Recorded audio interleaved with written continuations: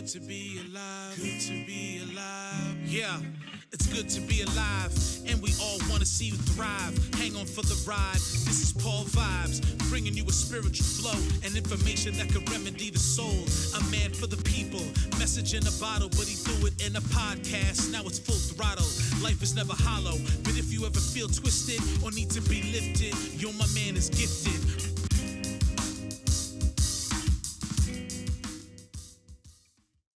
Hello everybody, Paul Vibes here. Welcome to another very special episode of the People's Podcast. Welcome to the show, Gene. Glad to be here. I'm very grateful. How did we meet? Tell the viewers, do you remember how we met? Yeah, standing in line at the supermarket. Yes. And I guess I had a shirt on with the 100th Infantry Division, World War II, and it was something like that. Yes. Because I think you are the one that came to me. I did. And said, thank you for your service. And my reaction to that is, I came back all in one piece. Hundreds of thousands of soldiers and sailors didn't make it back. And that makes me very sensitive to that expression of appreciation. I got a medal, but it's simply because a lieutenant saw me do something that he thought was pretty good. But I'm no hero. I was just one of millions of guys that we put our lives on the line when we enlisted, but there were millions of us. And as I say, unfortunately, several 100,000 of them didn't come home. And when I give you that thank you or thank other veterans, I am keeping in mind all the many soldiers, obviously, that did not come back home. But that doesn't diminish your service, you know, just because you survived, you know. I wear it's not on here, but the Combat Infantry Badge. And that's better than all the medals in the world, because I know that it's pure luck that somebody sees you do something. You do your job. Well, you know what our job is. It's to stop the other guy from doing to us. We have to do it to him first. So for the viewers who are watching, can you tell us a little bit about the branch and a little bit more about where you served and what branch? What happened is I graduated from Brooklyn Tech, and I'm still 17. I had a brother who was already, as a matter of fact, overseas with the 8th Air Force in England. And I enlisted. But the Navy takes you and puts you on active duty right away at 17. The Army puts you in the Enlisted Reserve Corps, and then on your 18th birthday, which for me is November 26th, then you go on active duty. Apparently I scored high on the IQ test that they give you when you went in, because we went over to Fort Dix, and I guess overnight, the next day I got called out, and that's what the heck did I do? And the first sergeant said, I guess you aced that test because you're being put in the Army Specialized Training Program, ASTP for short, where you will be sent to college, you will graduate with a degree, and you'll be a second lieutenant in our intelligence services. Well, this is the end of depression. The idea that I could be going to college, I couldn't call directly. My parents couldn't afford a phone, but you called the candy store and they sent a kid to run and say, your son is on the phone. Mom, I'm going, they're sending me to college. Oh boy. However, they said but you do have to do basic training first. Yours is going to be in Fort Benning, which is an infantry airborne. So it was infantry basic. Supposed to be 17 weeks, 13 weeks. They call us out and say, oops, somebody in Washington realized that we don't need intelligence officers 4 years from now. We need infantry, because this is 1944 and we're going to invade Europe in June. So we all got shifted.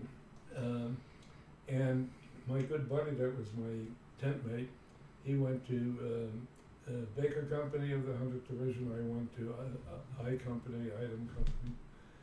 We're scared to death that we're going to be sent to the Pacific, but obviously we weren't, because I don't know if you want this for the children, but we had to lose 500,000 people if we did not drop the bomb. And it's horrid and awful, and I don't know if I can make that decision today, but I can tell you at then, we were darn glad that we weren't going to the Pacific.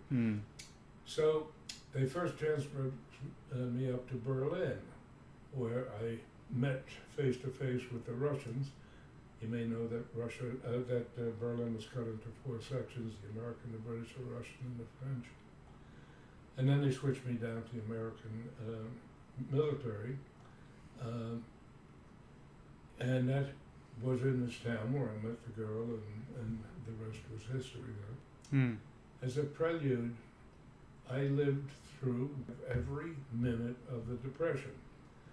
And whereas you might think, oh, you poor guy, it's where we were 4 children, my mother and father, and somehow they managed. My father was a college graduate. The only job he could get was digging ditches for the Jamaica Water Supply Company, common laborer.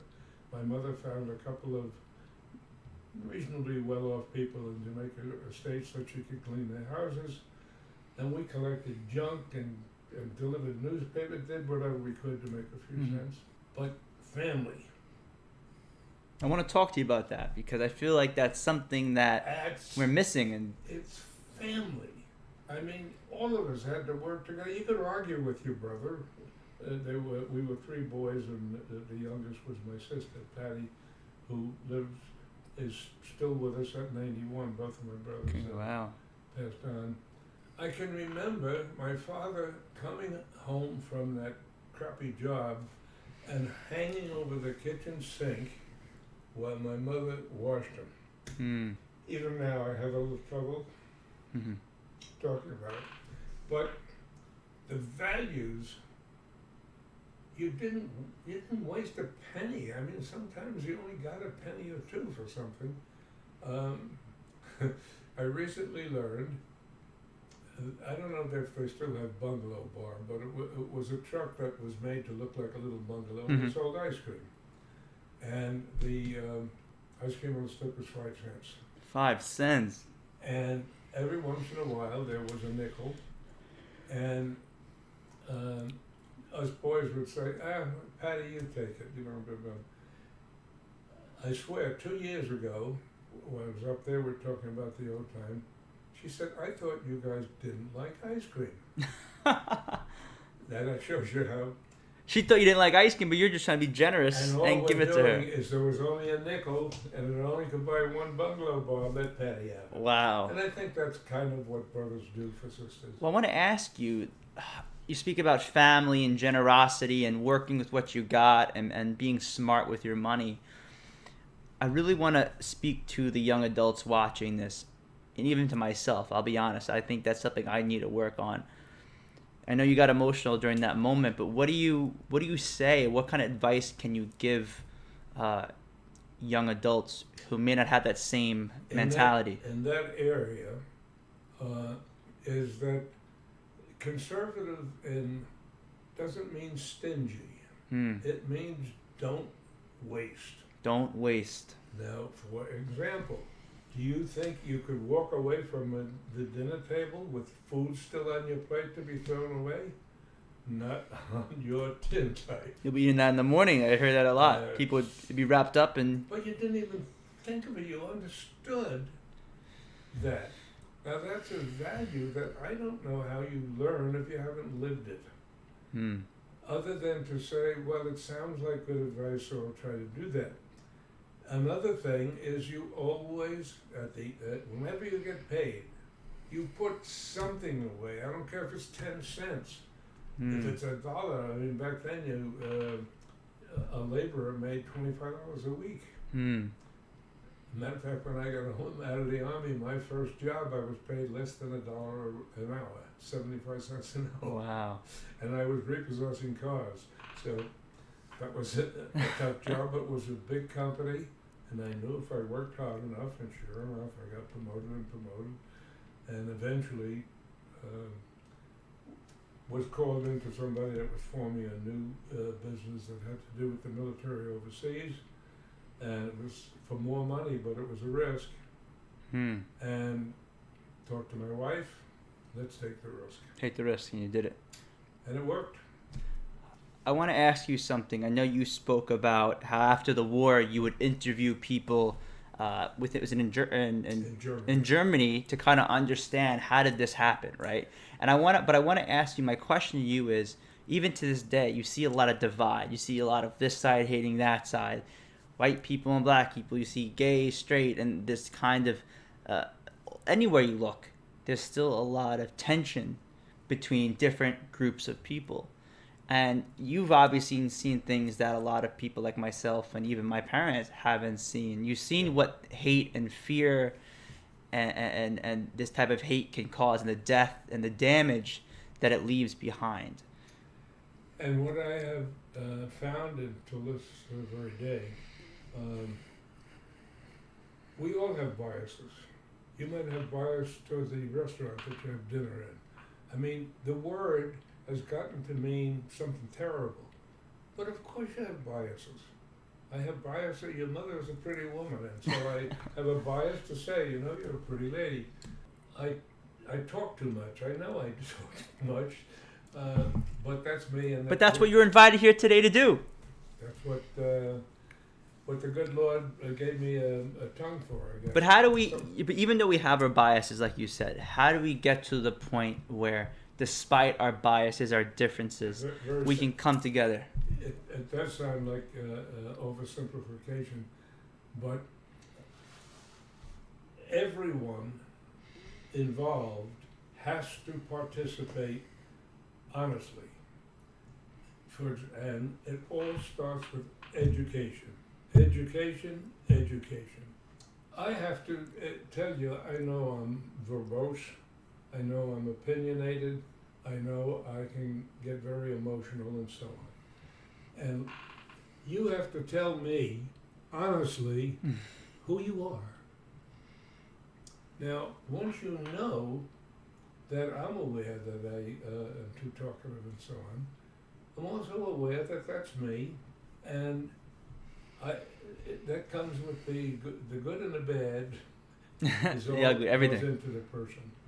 And as far as you, the fact that you deal with children is a really big one in my book, because of growing up in depression and all the kids and so on. Obviously, there's always going to be some bad ones. There are bad cops, there are bad priests, there are bad everything, but that doesn't say most. They're all of them bad, are. yeah. So, because what's going on in the country now is so ridiculous. You can't. I don't care if you don't like the police, then call them a necessary evil. Maybe that makes you feel good. But you have to have the thin blue line that separates the jungle from civilization. So it has to be some political thing to say cut their budget in half and that sort of thing.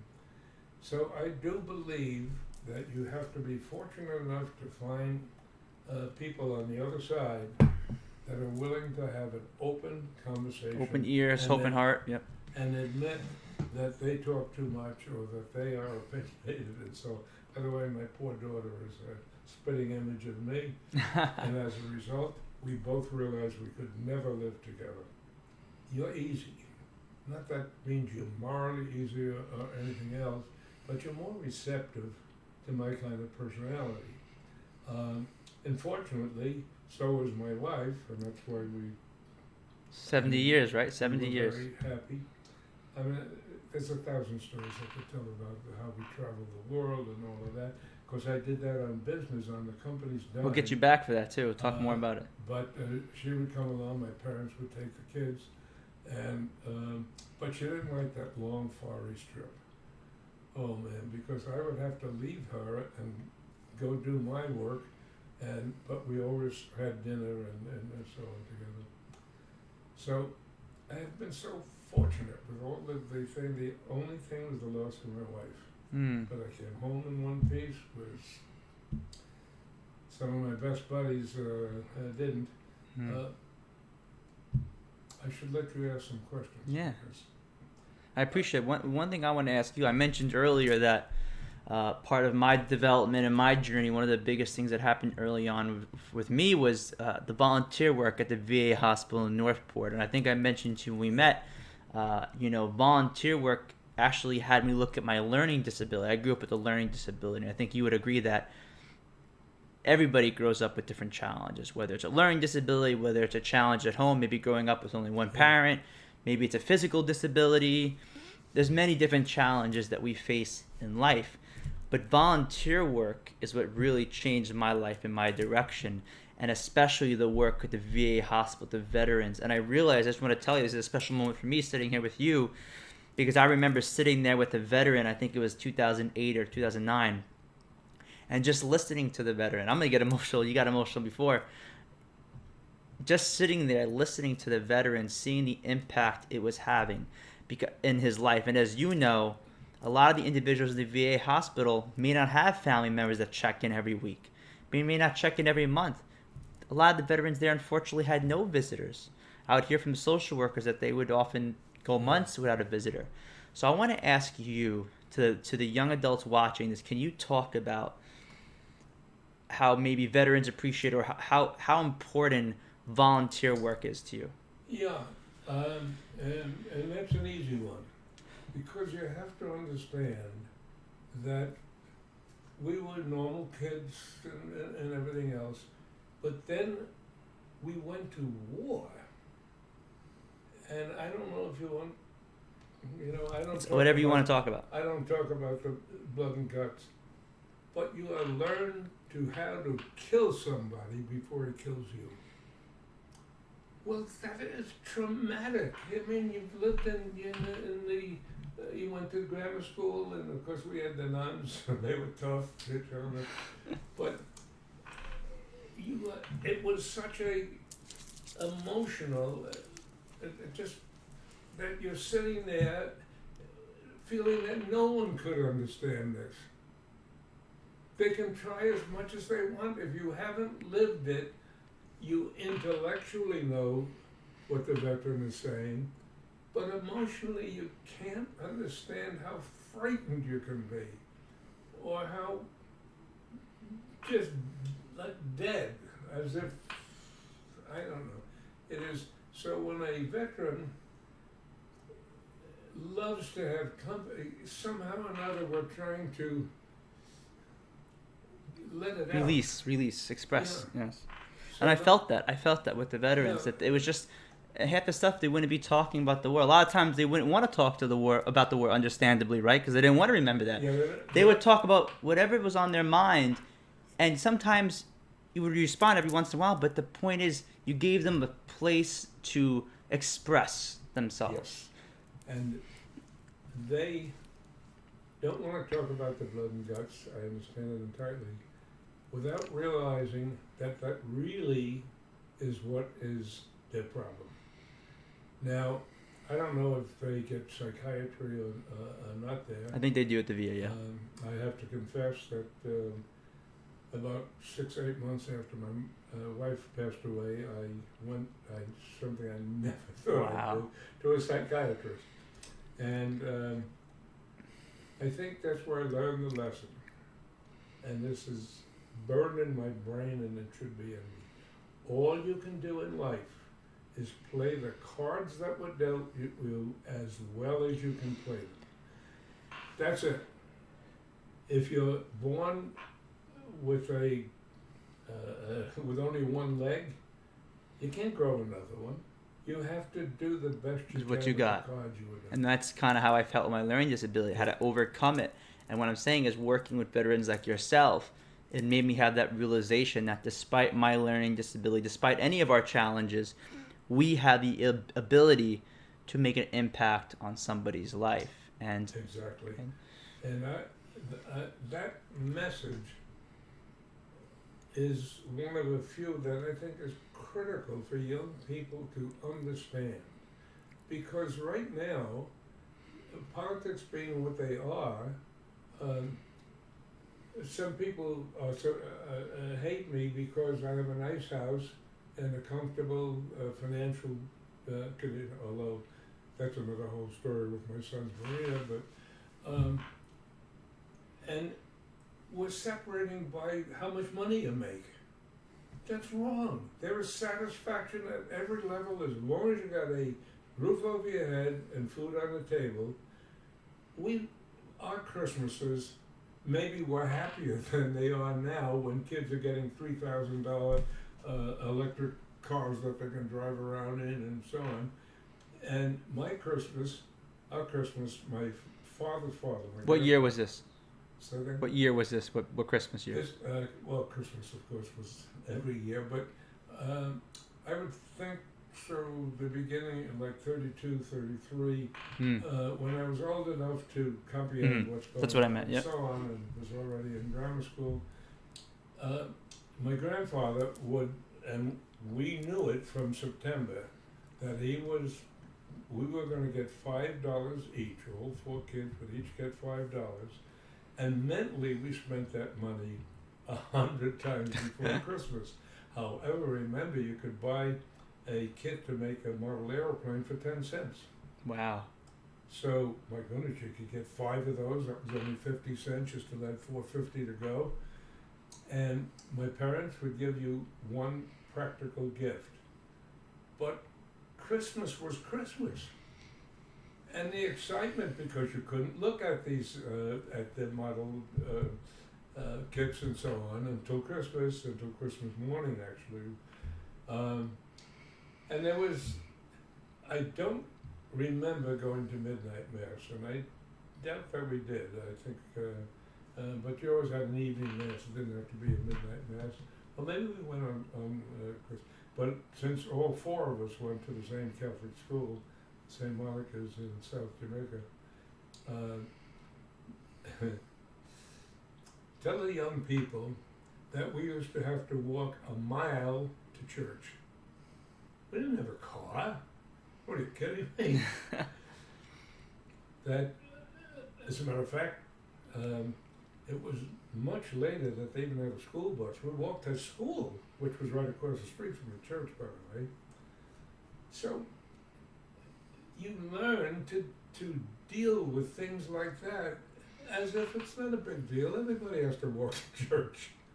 So the satisfaction that you got that in Christmas, I swear, may have been even more than now. Today's, definitely. Because what you're doing now is scratching your head, oh God, what can I get her this year for Christmas? But the way we had it with Grandpa allocating the $5, we could spend it in our minds 100 times.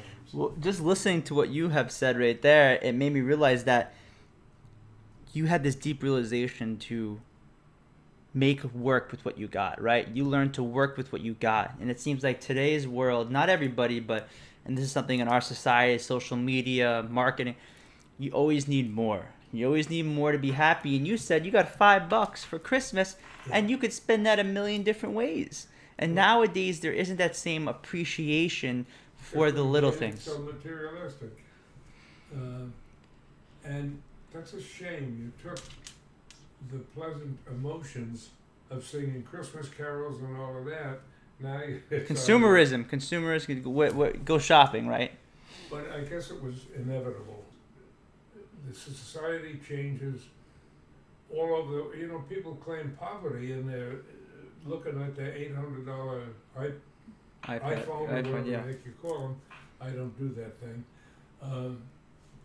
So value, you just have got to hammer into the heads of if they want to be happy, to have established values, because you can achieve values, but if they're bleh and that, I wish I owned a yacht like that or this and that, then you really never achieve them.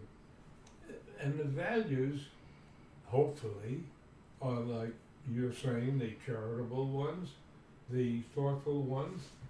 Please try to get people, don't always research and not just one source. Yes. Because it's gotten to the point maybe what you're hearing is the absolute truth, but you better research it, because maybe somebody's leaving out the part that's important and just telling you the part that makes their.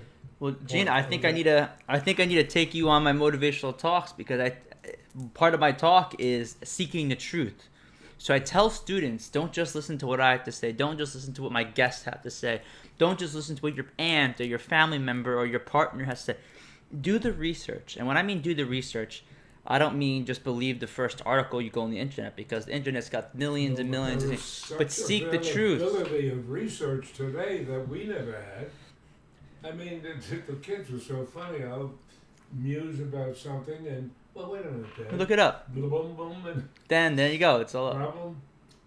I don't think they're remembering because there's so much information available. Well, that's my that question to you. press What the button. What do you think, and this is something I really want you to focus on, what do you think are the negative effects of technology and having the answers at your fingertips? Do you see any negative effects Yes. or possibilities with that? Because what your mind used to do is take the logical steps. I'll give you one of my favorites, charter schools. Mm-hmm. Now, because I'm biased toward the parochial schools, charter schools come close, that you have to not just get the piece of information that's on here. Oh, look, it says that in 1926 we this and that. The danger is that you say, the charter schools, for example, let me go all the way down and start by why do they have charter schools? Because there were tens of thousands of black women that wanted their kids to get a decent education, and there's a big long waiting list. Oh, why don't we have more charter schools? Because the teachers union don't want them, and the politicians listen to the people that support them and so on. Oh, I see. Well, why do they? By you doing that kind of digging deep, you realize that it's not just, oh, because they're black, therefore they have this problem. It's because of the systems in place. That is so unfair for anybody to look at me and say that I don't give a rat's, you know what color you are, but I care what's in there. I care if the effect you're having on society. But And you fought for this country. I mean, you, in a way, you were fighting, and one of the ways I've seen, talked to a lot of veterans about this, you fought for all citizens to have equal opportunity. You didn't defend this country. You just had the word that I was going to say before, but I started rambling. That another thing that kids have to understand, this country is committed to equal opportunity. Where they're not doing it, you got to find out why not, and you got to transfer it. Mm-hmm. But my neighbors, there was equal opportunity. You could go to law school if you could qualify, and so she's a lawyer. Because the opportunity is always there. There is always going to be biases, people that hate anybody of another color or whatever, or another religion, by the way, because that is also becoming a problem, because the Muslim religion can be very serious about what you do. I mean, it was invented in the year 600 or 700 that Muhammad said he was talking to God, and here's what God said. And you know, all religion is faith. It's based on faith. And the problem is, we can only speak of God and all the rest of it in terms that You can comprehend, we can identify with. I don't think, I believe in God, but I don't think he's a 62-year-old gentleman with a beard, white hair, slightly gray hair, with robes, sitting on a throne. Then what does he look like? We can only, and through the centuries, that's the way religion was taught. It is all allegorical. I don't really believe Noah had an ark that he could put two of everything. You in don't? the It makes total sense. What are you talking about? No, I'm yeah, just kidding. right. That you could get two mosquitoes and I know. two of everything in there. I want to circle back because I want to. Yes, I think please. I want to fit. I want to have you on again, but I want to ask you in closing if we could wrap it up and be focused on. young adults, what is, you talked a lot of good things, a lot of advice that I think that people of all ages could take. But especially to our younger generation, you spoke a lot about values and appreciating what you have and being happy. But what else do you want young adults watching this to walk away with? To establish goals. You can't just go mushing out. By the way, which was me. You're still mushing out? No, back then I was a kid, and I enlisted because that's what you did, and my parents had to sign up because I was. So you set goals for yourself. But I didn't have a goal that, you know what I'm going to do in business and so on. I was just fortunate that I fell into, it's crazy, I married a German woman that when we left Germany in August of 47, she nor her parents had any thought of whether they ever going to even see each other again. And I get a tap on the shoulder and an opportunity for a job that deals with the military establishments overseas.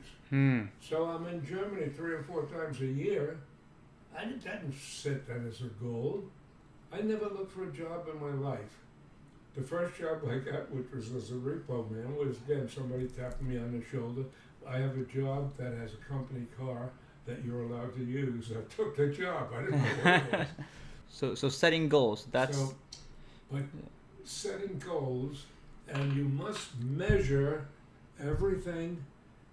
Does this help me achieve my goal? Does this work against my goal? Is this right in the middle, but it's pleasurable, or it's right in the middle and I don't like it very much?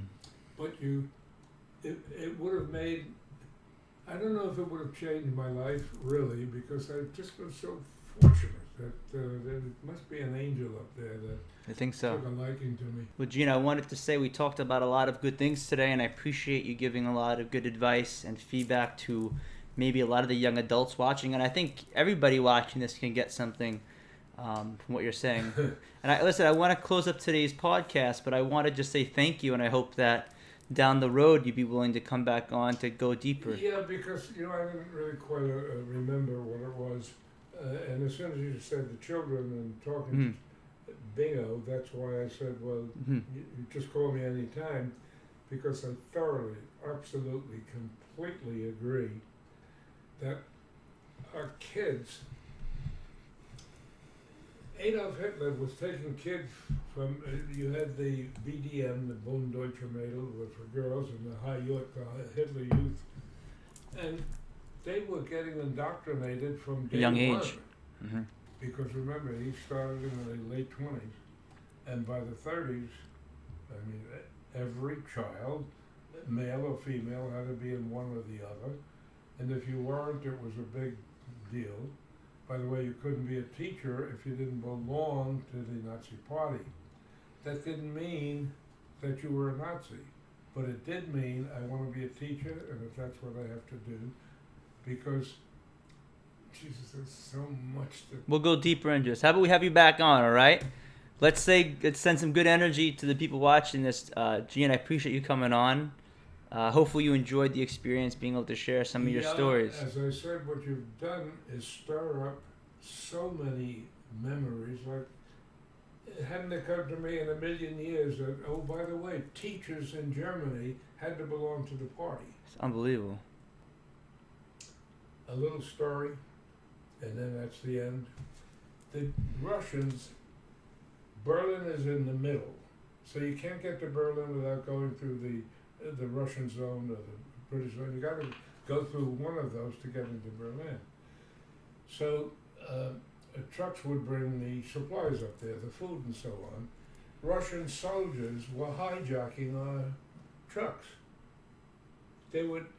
We weren't allowed to have carried ammunition in our weapons. You had a rifle with nothing in it. The Russians, and we had to stay in our own zone. Russians roamed all over the place, were firing their guns in the air and everything. They hadn't been paid in 4 years. I'll tell you that story sometime. And we ended up putting a .50 caliber on through the roof of the truck. And when you fired that thing, they knew enough they better stay away. But can you imagine our allies were hijacking our food trucks? They Unbelievable. were going up to feed us, not feed the Germans, feed us. So there's a lot of bad guys in the world.